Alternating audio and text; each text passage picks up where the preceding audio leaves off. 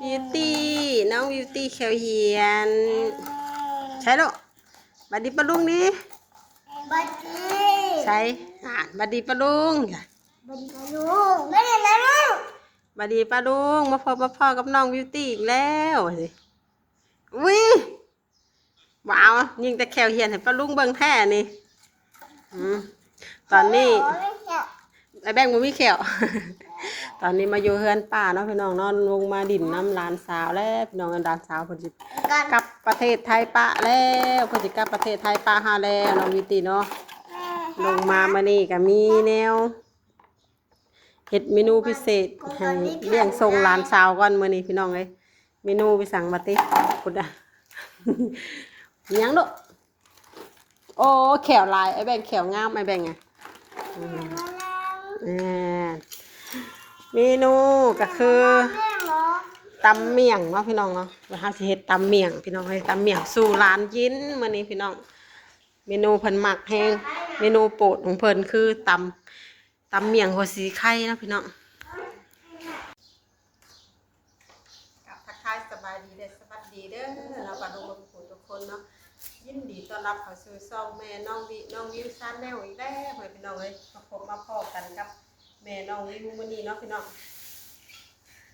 อยู่เฮือนป้าพี่น้องเอ้ยมื้อนี้ก็มาไอ้โซสีมือตำเลี้ยงส่งหลานสาวพี่น้องเอ้ยเพิ่นเลี้ยงไอ้หมูกระทะเนาะส่วนเฮาก็สิเลี้ยงเงินตำเมี่ยงเนาะพี่น้องหลานเพิ่นมักพี่น้องเอ้ยตำไอ้เมี่ยงหัวสิไข่กินกับไอ้หมักเดือเนาะมีวานนี่ก็ได้หมักเดือมาป้ามีดไอ้แบงแต่เอามีดอันนั้นมาให้สาวลูกตัวนี้คือบ่คมแท้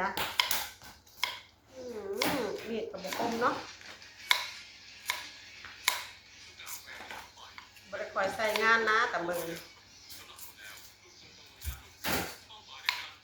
ลูกนั่นแหละโอเคเอามาลูกนั่นแหละเบิ่งดูโอเค thank you เขาห้ามไม่แบบนี้โอ้โหมีแต่แบบนี้แหละอันนี้ก็เขียวบอง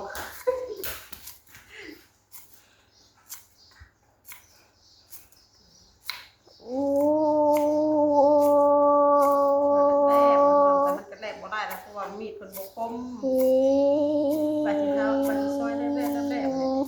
ยอะใกล้อ่ะมันก็บ่แลบ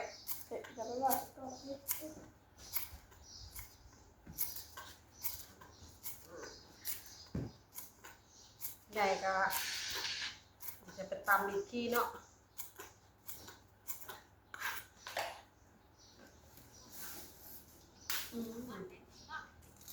เยอะเลย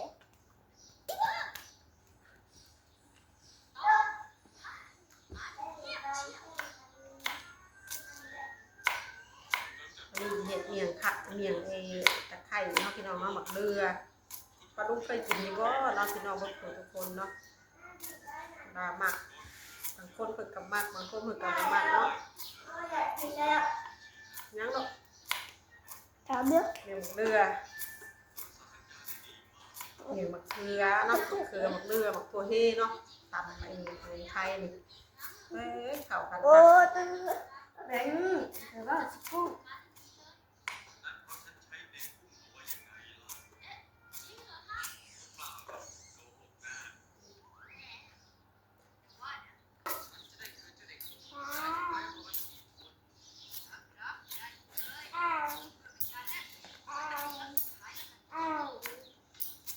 แล้ว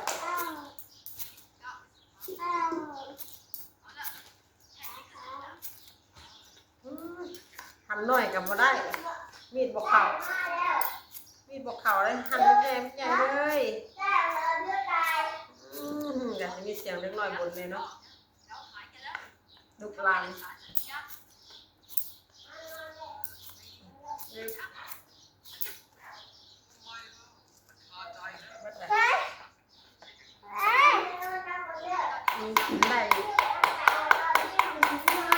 ได้ทั้งหัวทั้งลำ他这个卖，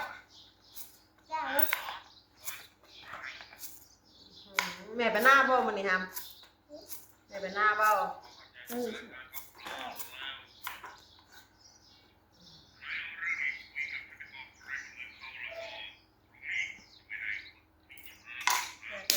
เสร็จเรียบร้อยแล้วเดี๋ยวทำนี่กับมัดไว้ใส่ต้มปูต้มปลาใส่ต้มไก่เดี๋ยวเอาไปคั่วข้าวโค้งข้าวคั่วใบมันยังหอมอยู่เอาไว้เก็บไว้คั่วข้าวคั่วหอมเนาะ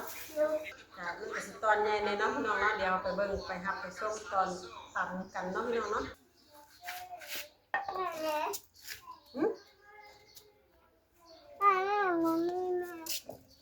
เดี๋ยวมาตำเนาะพี่น้องเนาะไปเลยบ้างตำใส่บักพริกใส่จักน้อยบักพริกเนาะใส่สัก2-3 หน่วยน่าจะพอแหละเนาะเพราะว่ามันหัวใจไข่มันกับเผ็ดอยู่นะ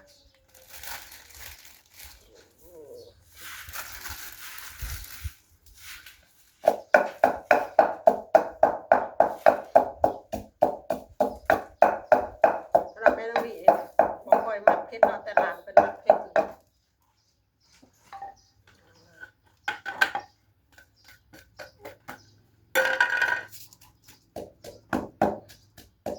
นี่ก็ยังยันเพชรอยู่เด้อเนี่ย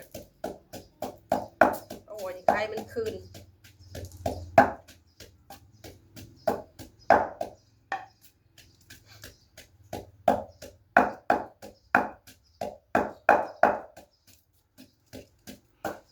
แม่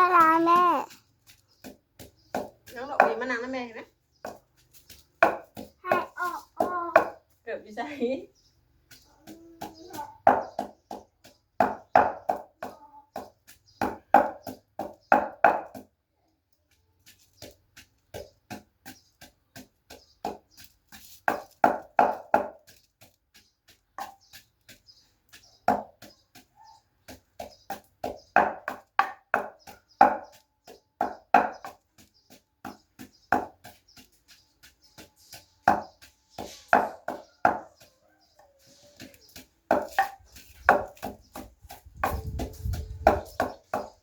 แม่ให้เราละ ตำเมียง ให้แม่แมว ตำเมียงใส่มะขามเปียก ให้มาอ๋อ ติ๊ด โอ้แม่มาให้เราละ ตำเมียงหัวขี้ไข่ แม่ให้ น้องยิตตี้อยากกินน้ำบอ แม่ไม่ละแค่ห้องไม่ออกแม่น้องฮ่าฮ่าฮ่าฮ่า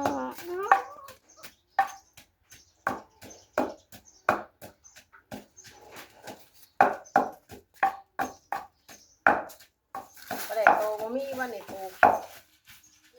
ปลาแดกเป็นโตเบิดอะบ่ใส่เบิดแล้วเนาะ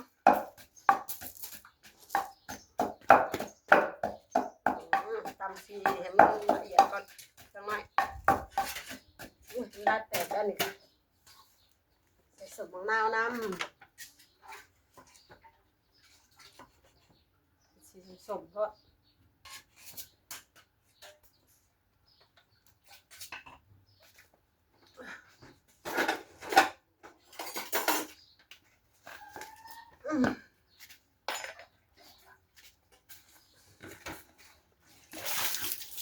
ใส่น้ำตาลแล้วเนาะเพิ่มความนัวนิดนึงคนประกอบบ่ค่อยมักใส่น้ำตาลแต่ว่าเฮามันขาดหวานบ่ได้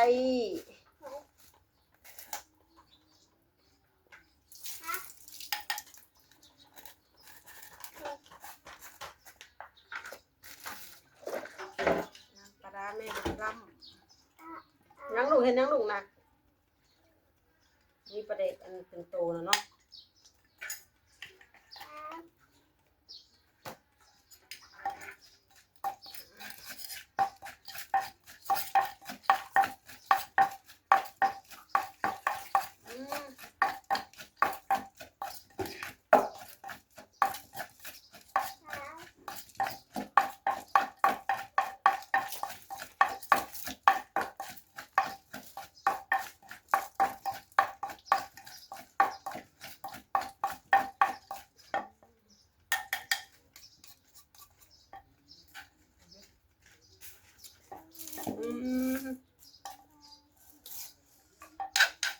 ละพี่น้องเลย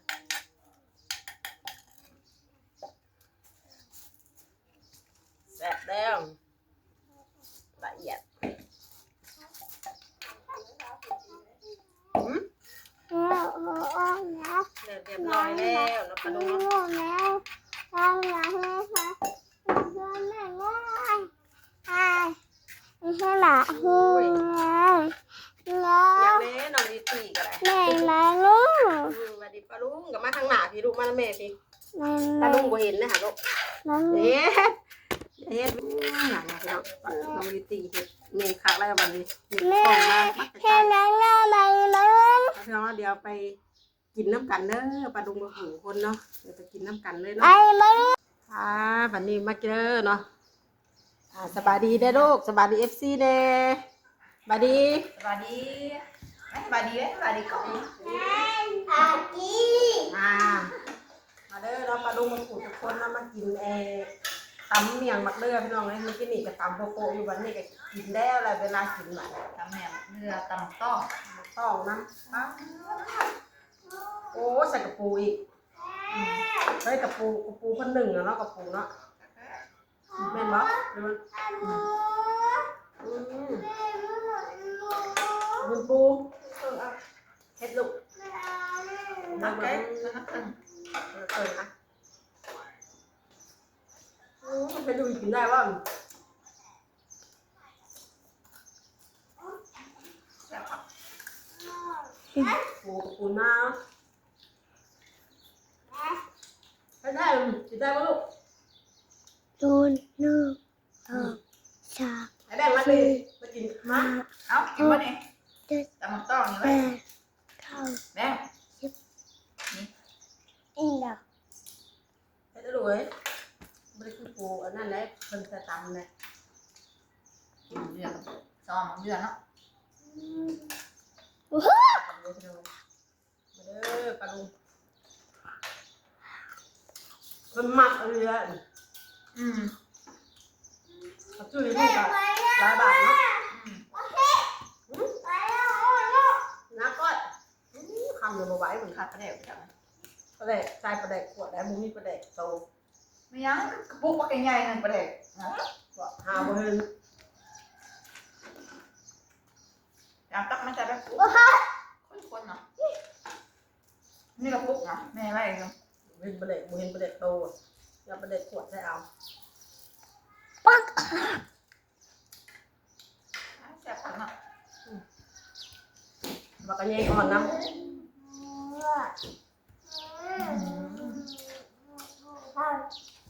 แม่เอาหมดให้ ให้จับๆหน่อยหนักประเดี๋ยวนี้กัน ได้ดอกแม่ได้ดอก แล้วเพิ่มประเดี๋ยวก็มาลอยไป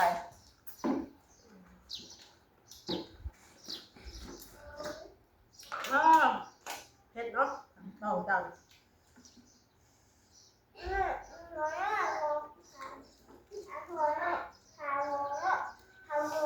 ตอนมันปะนี่ว่าตอนมัน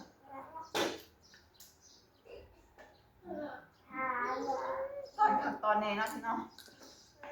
โอ้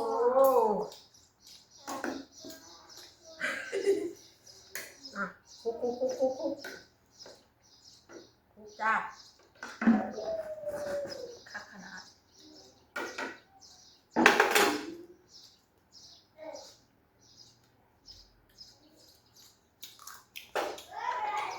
อืมมาลูก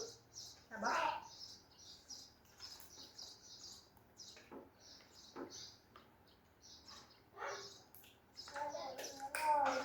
กรอบแห้งดีเหมือนเดือ อืม ถังเปาะแล้ว เนื้อสด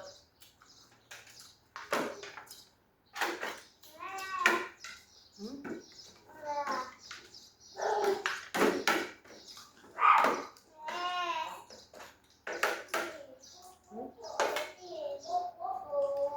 ทำอย่างนี้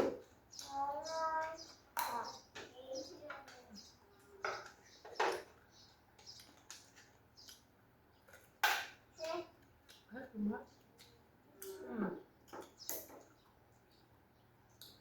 ขึ้น อืม ก็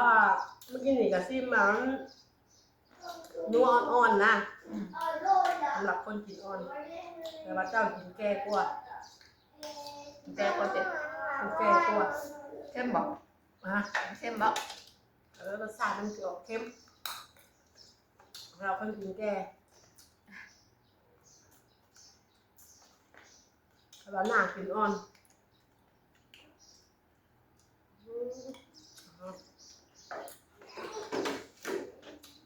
ดกงามเลยทุกคนก็ซื้อหลายบาทก็ได้เนี่ย นิดหน่อยนึงนะ140 บาท แต่บ้านอยู่บ้านทำบุอึดเนาะพี่น้องเนาะเกิดอยู่ธรรมชาติตามหมักเรือแค่มีพองเกิดตามธรรมชาติตามโรงไร่ตรงหน้าตามหัวตามห้องกินได้บ่ป๊อกป๊อกป๊อก เอาเลย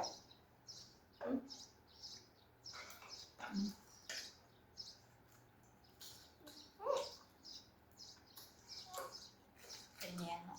ต่ำต่อครบสุดท้ายแล้วนี่จบกับพัน โรงบ้านเฮาบ่ได้อึดแล้วต่อ แม่เอาอะไรให้บอกแม่นะ อืม แม่นะ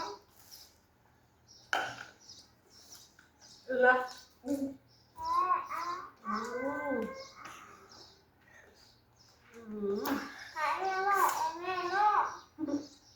ฮ่า แม่ ไม่กินทั้งหมด แม่แม่ ดูกับพาลูก แม่บริกินเนาะ อันนี้ไม่ได้กินพอละพอละ เอาแค่แค่อันนี้